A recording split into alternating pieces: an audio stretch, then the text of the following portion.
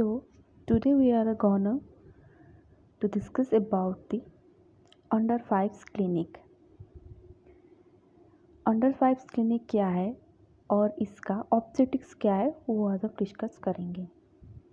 The concept of under 5 clinic is derive from the well baby clinic of the west for comprehensive health care of children below 5 years of age. ये किससे derive हुआ है? Well baby clinic of the west. इससे derived होके इसका नाम क्या रखा गया? Under 5 clinic. मतलब जो भी बच्चे 0 से 5 years ऑफ एज तक है उनका कैसे कॉम्प्रिहेंसिव मतलब all round physically, emotionally, spiritually, socially कैसे उनको मतलब डेवलप करना है उसका ये ध्यान रखता है अंडर 5 क्लिनिक. और इसका ये लोगो है, एक ट्रायंगल है. इसका जो एपेक्स है वो क्या इंडिकेट करता है? केयर इन इलनेस. केयर इन इलनेस ये ट्रायंगल का एपेक्स रिप्रेजेंट करता है. फिर इसके लेफ्ट साइड में जो है वो रिप्रेजेंट करता है एडिक्वेट न्यूट्रिशन और राइट ट्रायंगल रिप्रेजेंट इम्यूनाइजेशन.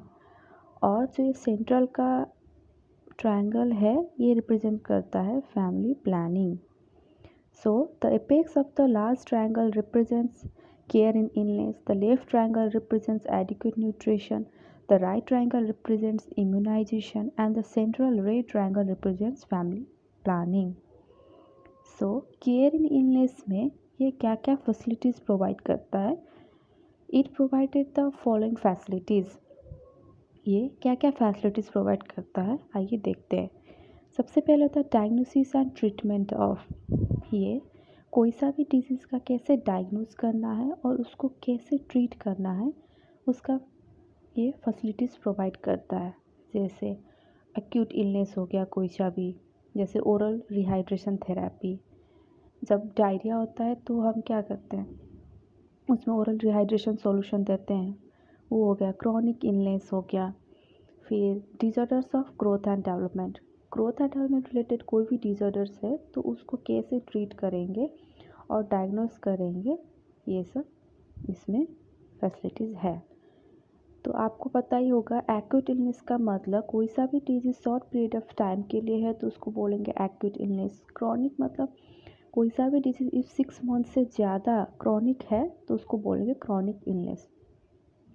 फिर उसके बाद ये क्या सर्विस प्रोवाइड करता है? X ray and laboratory services. फिर रेफरल सर्विसेज मतलब इफ़ इनसे वो कोई सा भी डिजीज़ ट्रीट नहीं हुआ, वो उनको डायग्नोस नहीं कर पाए तो वो रेफ़र करते हैं टू द हॉस्पिटल्स. ये हो जाता है केयर इन इलनेस में.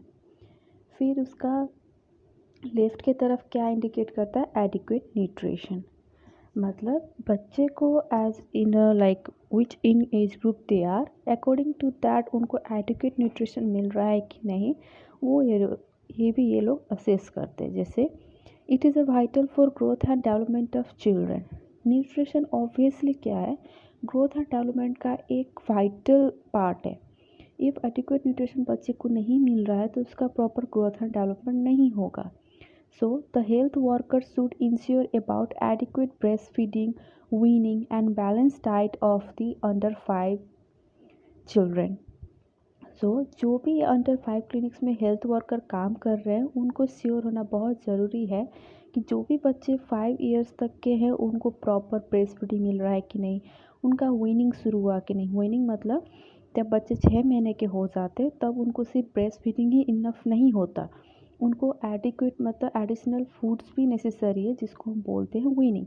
लेकिन तभी वीनिंग में ब्रेस्ट फीडिंग को स्टॉप नहीं करते, up to 2 years breast feeding करना ही है. फिर बैलेंस डाइट.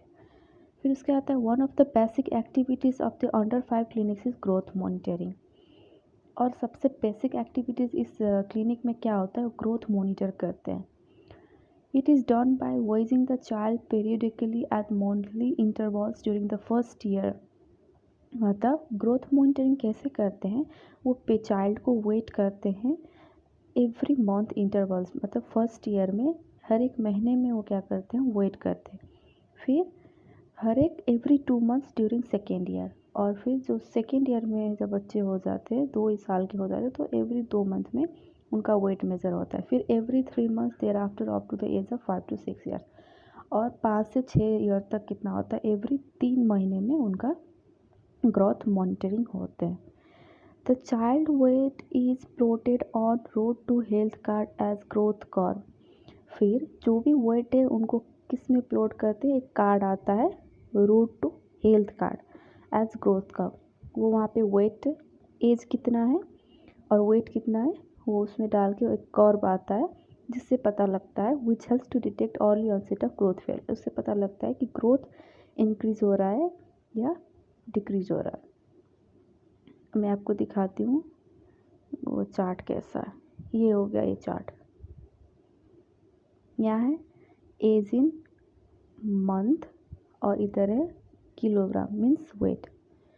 सो जैसे यहाँ पे first year, second year, third year, fourth year, fifth year, और यहाँ पे जैसे ये मंथ हो गया, एज इन मंथ, और 1 महीने, 2 महीने, 3 महीने, 4 महीने ऐसे हो गया। और फिर यहाँ पे वेट है, वेट 1 ईयर, तो उसको एक ये कर्व आता है उस पर रिकॉर्ड करते हैं। फिर the child health card is maintain which assist to identify at risk children who can be enlisted for special care and referral for better treatment.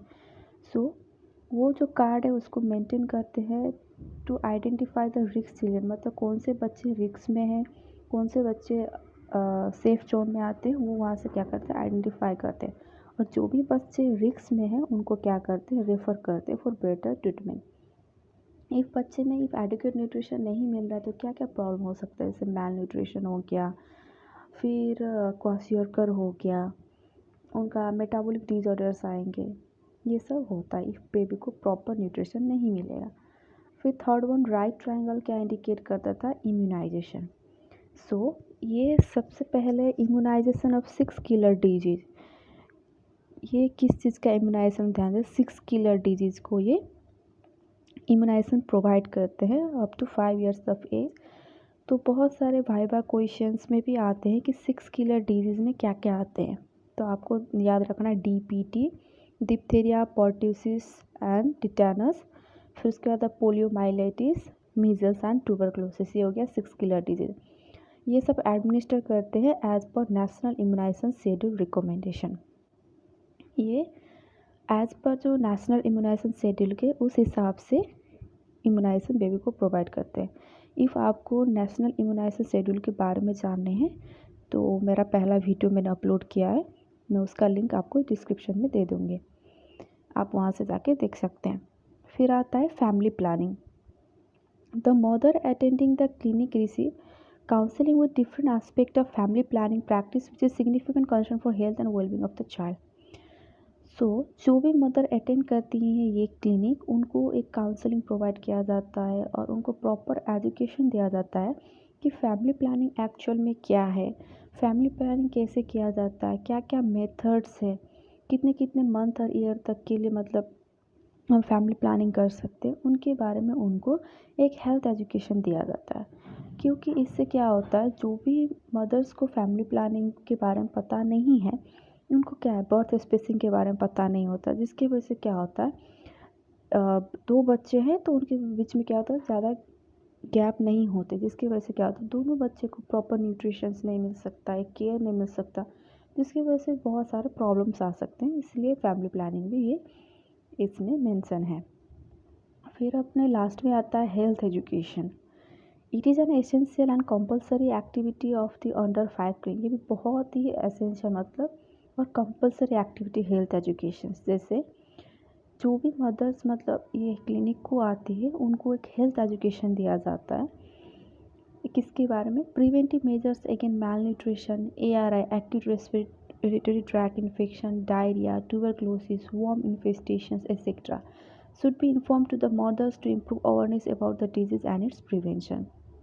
So जो भी मदर्स आके अटेंड करती हैं क्लिनिक, उनको कैसे ये डिजीज़ है, जो भी मैल न्यूट्रिशन हो गया, रेस्पिरेटरी ट्रैक इन्फेक्शंस हो गया, ये सबको कैसे प्रिवेंट करना है, उनके बारे में क्या करते हैं, मदर को अवेयरनेस प्रोवाइड करते हैं। इसकी वजह से क्या होता है जो भी प्रॉब्लम्स है वो माँ क्या करती है, मदर्स खुद उनको मतलब सॉल्व कर सकती है, इतना पोटेंशियल मतलब ये प्रोवाइड करते हैं। साथ साथ में ये जो अंडर 5 क्लिनिक्स है, ये ज़्यादातर क्या होता है, विलेज और स्लम्स एरिया में ज़्यादातर ये होते हैं। और उसमें एक हेल्थ वर्कर भी है, वो क्या करते हैं, वो विलेज में और स्लम्स एरिया में जाके मदर्स को एजुकेशंस देते हैं कि कितना आयरन फोलिक एसिड टैबलेट्स लेना है प्रेगनेंसी के टाइम में, विटामिन ए के बारे में। ऐसे बहुत सारे जो एसेंशियल चीज़ें हैं जो मदर्स एज वेल एज जो इन्फेंट के लिए, जो बेबी के लिए इम्पोर्टेंट है, वो सारा चीज़ क्या करते हैं, उनको एजुकेशन देते हैं, साथ साथ में प्रोवाइड भी करते हैं।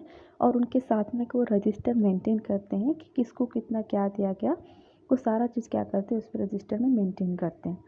सो हेल्थ एजुकेशन से ये सारा चीज़ क्या है, एक ही मोटिव है कि कैसे जो मोर्टालिटी रेट और मॉर्बिडिटी रेट है, कैसे उनको रिड्यूस किया जा सकता है, वो इनका एक ऑब्जेक्टिव है। आई होप आप सभी को ये समझ में आया होगा। इफ़ आप लोगों को ये वीडियो अच्छा लगा तो please do like share and subscribe my channel. Thank you.